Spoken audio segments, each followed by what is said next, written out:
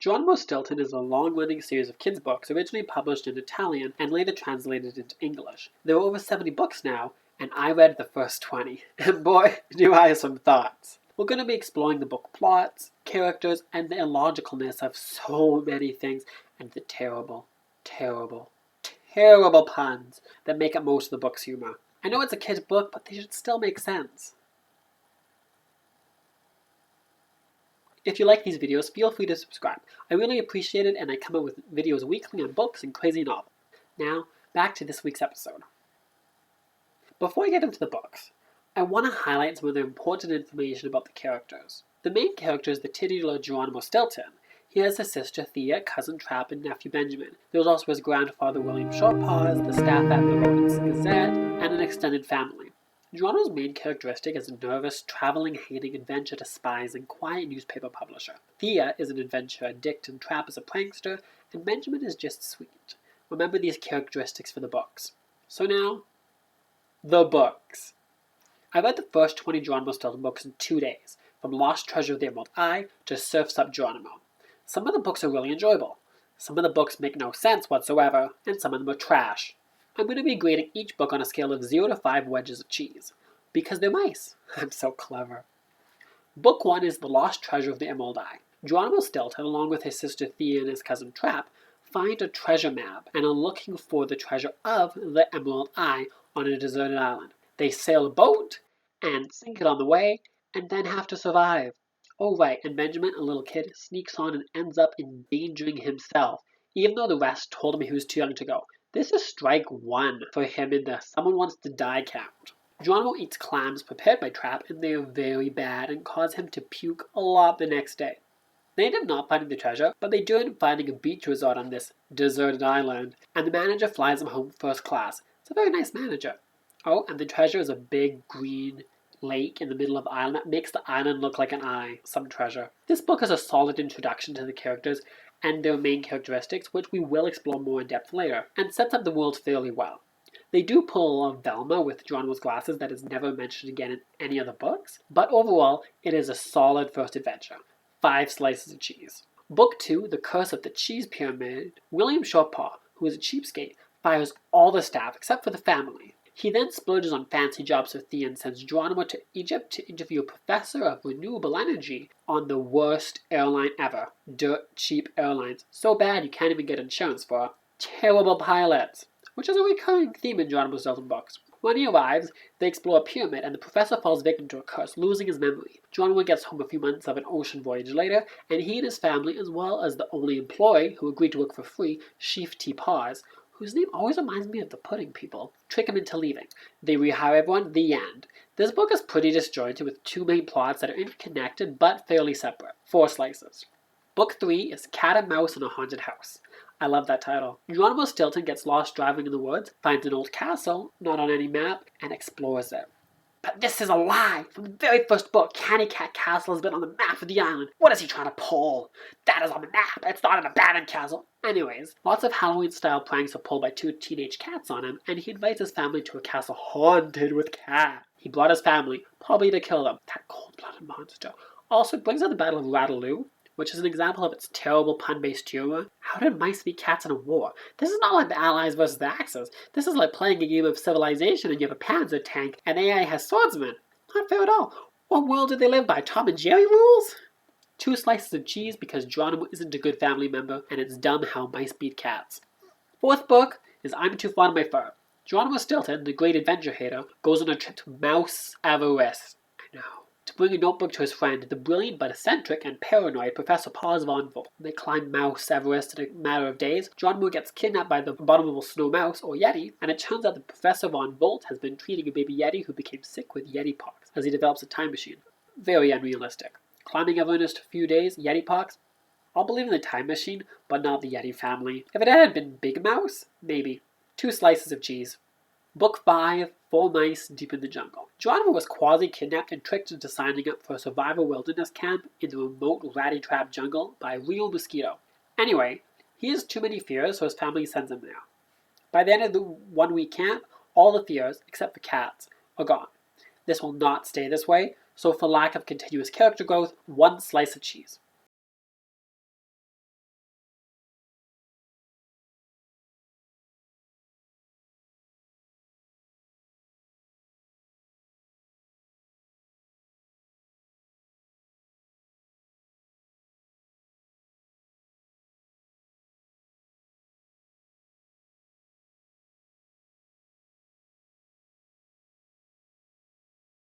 Pause Off, Cheddarface is book 6, and where the series starts to go off the rails. This book is filled with fraud, identity theft, corporate sabotage, and unenforceable contracts. Sally Routmousen, the editor of the rival Daily Rat, obvious play towards tabloids like the Daily Mail or Daily Sun, hires an actor to pretend to be Geronimo Stilton and steal his paper, home, friends, and money from the real Stilton. Then Stilton dresses up Trap as Sally in the series' first, but not last example of cross-dressing. He does him, and that's great, and makes Sally sell the paper back to him, give massive raises to all the staff, and parties to all of her staff. Unenforceable contracts all around, jail time for all the main characters of the book. 0 slices of cheese for fraud. Book 7 is Red Pizzas for a Blue Count. Geronimo gets a call from Trap and the family. Benjamin sneaks aboard, that's strike 2. Heads to Transratsnia, where Trap is the chef for a mysterious count and his daughter. They have a hunchback butler called Igor, and they are all hired to help prepare for a party. Trap saves the daughter from falling down the stairs. They fall in love, but sadly for true love, they are bats, not mice, and Trap displays unforgivable speciesism. Also, the Count has arthritis, so he flies in a plane that's shaped like a vampire bat. 0 slices of cheese for Trap speciesism. Book 8, Attack of the Banded Cats. The family goes on another adventure in a hot air balloon over the ocean, the very best way to travel, and are attacked by a ship of pirate cats. The pirates take them captive and get them ready to eat, but the Stiltons trick them and escape, stealing the solid silver boat from them and leaving the cats on a deserted island. They also find a whole whackload of treasure on the ship, donate the ship to a museum, and keep the historical treasure for themselves. They then sell it to buy stuff like a private island and a pizza restaurant. Remember that island for later. 2 slices. I would have given it 3, but a silver ship can't float. I demand realism in my children's books about talking mice. Book 9 is a delight if you're a masochist. A Fabby Mouse vacation for Geronimo. Even the title is painful. Puns! Geronimo goes on vacation to a bad resort because all of his other vacations had to get cancelled because of a cascade of errors, like the printing press not working, or the newspaper offices flooding, or eating bad clams his cousin prepared, which are the second time that he's eaten bad clams. Stop eating Trap's clams, Geronimo. God. He goes with his assistant, Piggy Pink, accidentally, and ends up having a great time. This book is also very short, because a good quarter of it is a kid's activity book instead of actual novel. Literally, his entire actual vacation from when he arrives to the end of the book is like 6 pages. 3 slices of cheese for the activity book, 2 slices of cheese for the novel, 1 for the quick ending. We were halfway done with book 10, all because of a cup of coffee. Geronimo falls in love with a very stylish and very famous person and almost kills himself by walking on a train track. He decides to find a way to win her, and his family convinces him, through Trap cross-dressing as a fortune teller, to go on an exploration to find the lost valley of the Cheesette, which are butterflies that smell and look like Swiss cheese, including holes in their wings. Again, the realism of these butterflies is killing me. Also, in the end when he has his crush wanting him, he decides to go full celibate. My favorite part is how they let the continually forgetful and idiot Trap keep the film, and he leaves it on the island. 5 slices of cheese for that. Book 11, It's Halloween, You Fraidy Mouse.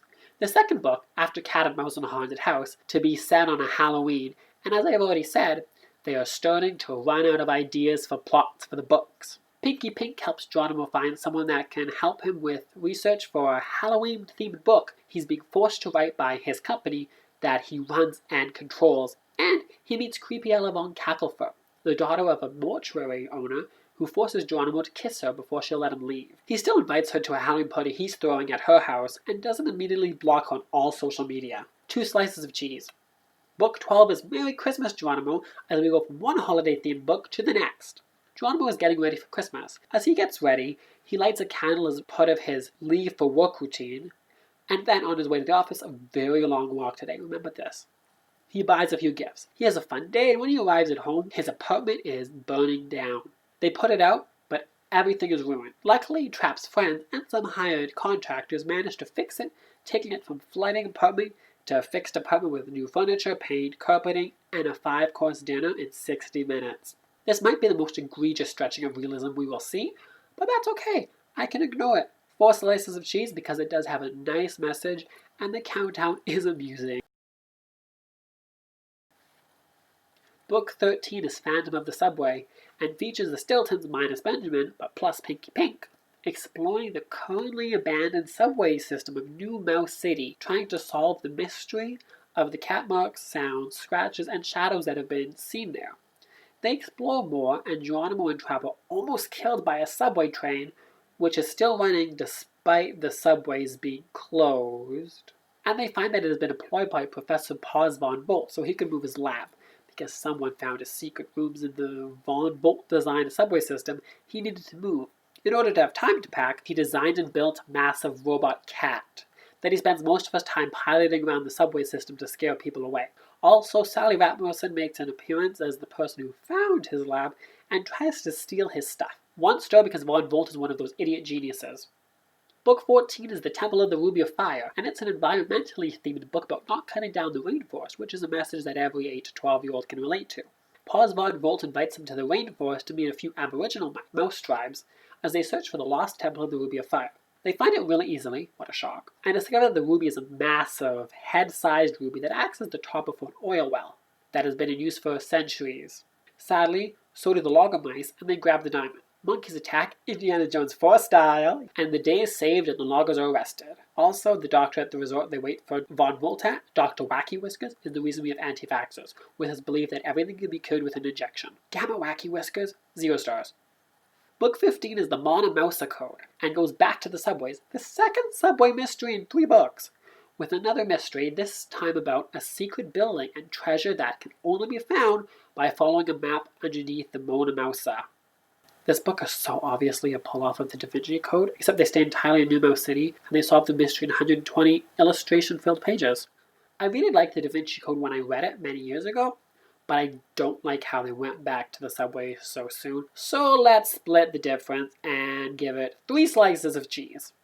Book 16 is a cheese-colored camper. The family in William Shortpaws goes to Ratikistan, which sounds like Ashgabat meets an Eastern European country. Everyone abuses Geronimo by forcing him to do all the work, only to decide that nobody would ever go there. So the book they were writing was useless. Good thing they find a special cheese, only found there, that they write a cookbook about. That becomes a bestseller, despite nobody being able to get the cheese unless they go to Ratikistan, where nobody would ever go. Illogical, yes. Geronimo torture fun? Yes. 4 slices. Book 17, Watch Your Whiskers, Stilton. It was the first book that has somewhat recognizable to real life, at least for the first half. The Rodents Gazette is in financial trouble, but not because Snoutbook or Mouse Skull have stolen all the revenue. It's because a billionaire is buying all the shelf space in banks to force them into bankruptcy, as all their loans are due and they can't sell their papers or books anymore, so he can have a monopoly with his own terrible newspaper and book publisher, the Rolling Rat. Geronimo has to go on a game show, The Mousetrap, where if you get a single question wrong, your tail gets snipped off by a massive mousetrap. If you get them all right, you get $1 million. This game show would be like putting the contestant's arm in a guillotine or chopping off a leg for a wrong question or something. It's sadistic. I'd give it 5 stars, but Geronimo wins and wins back everything. No consequences whatsoever. 1 slice. Book 18, Shipwreck on a Pirate Island. Not notable at all, except that it has another bad pilot, another solid metal treasure ship, this time gold, and more plane crashes and survival on deserted island. This one combines the plot of Attack of the Bandit Cats, Lost Treasure of the Emerald Eye, and the treasure map of the Mona Mousa Code. One nitpick. Thea is a pilot in another book. Why didn't she fly them? Also, they land on Thumb Flop Island, accidentally as they meant to go to Little Loot Island, but the plane crashed on the way. But if you look at the map, Thumb Flop is so far away, you would have passed Little Loot twice before you get there. For mapologicalness, 0 slices. For the pure brazenness of copying 3 books' plots again, 5 slices. 19. We're almost done. It's My Name is Stilton, Geronimo Stilton. I'd like to say that after reading 18 of the books, I was well aware of that fact.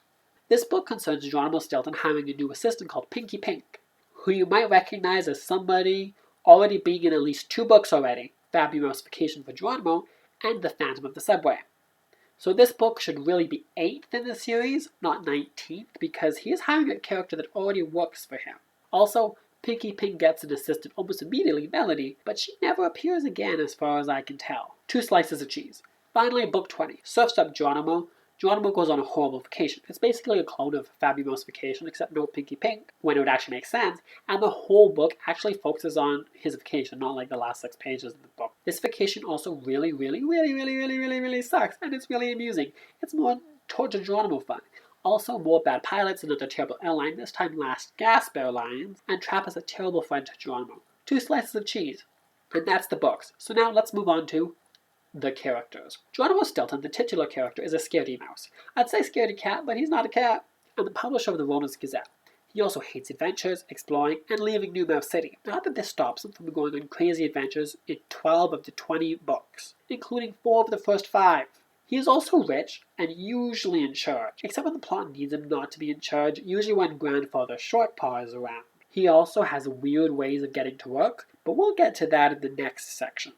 He is also apparently very greedy, as if you look at the illustration of the Rodents Gazette office at the back of all the books, his office takes up a full floor of the 5-story plus attic building. Like, what's with that? Thea Stilton is his sister. She's a daredevil, heartthrob adventurer, pilot, serial dater, and proud owner, past book 8 of a private island, except for the fact that they never go there again when that would be the perfect place to vacation for book 18. She's described as cute, smart, and very determined. She also rides a motorcycle into Geronimo's office on the 3rd floor of the seemingly elevator-free Rodents Gazette building. Logic. Trap is defined in the series as a prank and irresponsible, but he is actually very responsible. Throughout the series, he starts to own a variety of businesses, including his first, Cheap Junk for Less, which presumably a consignment of pawn shop. He also starts a bagel business, a pizza restaurant, and co-owns a travel agency throughout the books, though most of these businesses are quickly forgotten once the book they're introduced in is done. But we should celebrate his entrepreneurial spirit, because he's the only one with that gene. Geronimo just runs the newspaper for his grandfather. And nephew Benjamin. He annoys me.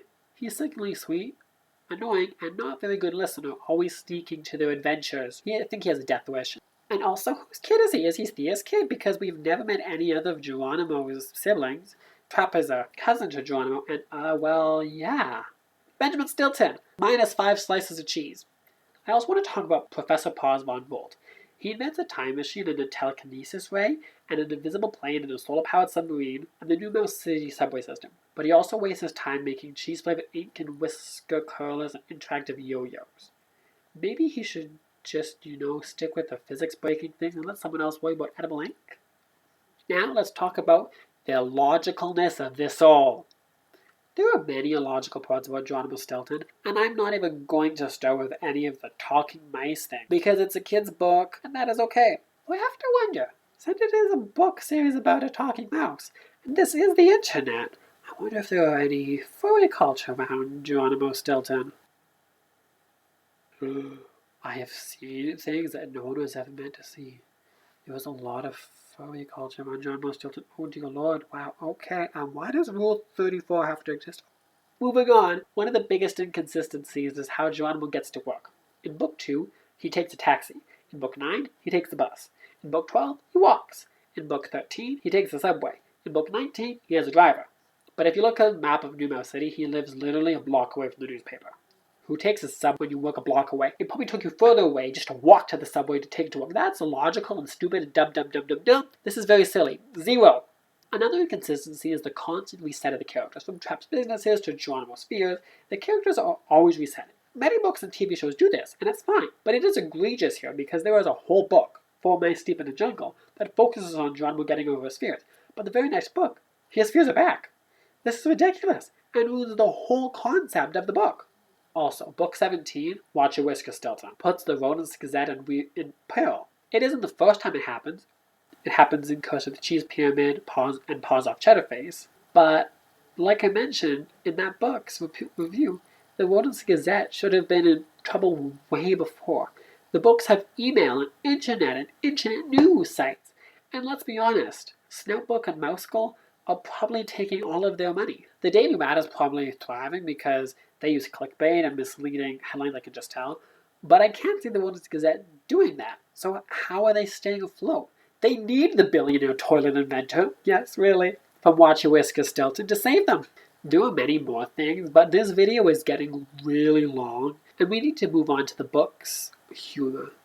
Most of the book's humor is puns and inserting mice names into things. Terrible puns, like a captain named Cap-E-Tan, Alfred Einstein, William Shakespeare Rat, Paws Foss, the dancer, Mouse Everest, I hate that one, Trip Von Trap and the Count and Toilet Bowl Cleaner, Ratty Potter, for kids only. The list of these puns keeps going, but I'm sick of them. I'm just going to leave them alone because if I think of any more, I'm going to kill myself. So that's my thoughts on Geronimo Stilton. It's an interesting series, and I'm pretty good for kids. But there was a lot of illogic and terrible humor. A second read as an adult can find. And far too much stuff on the internet. Oh dear. Until next time, keep reading.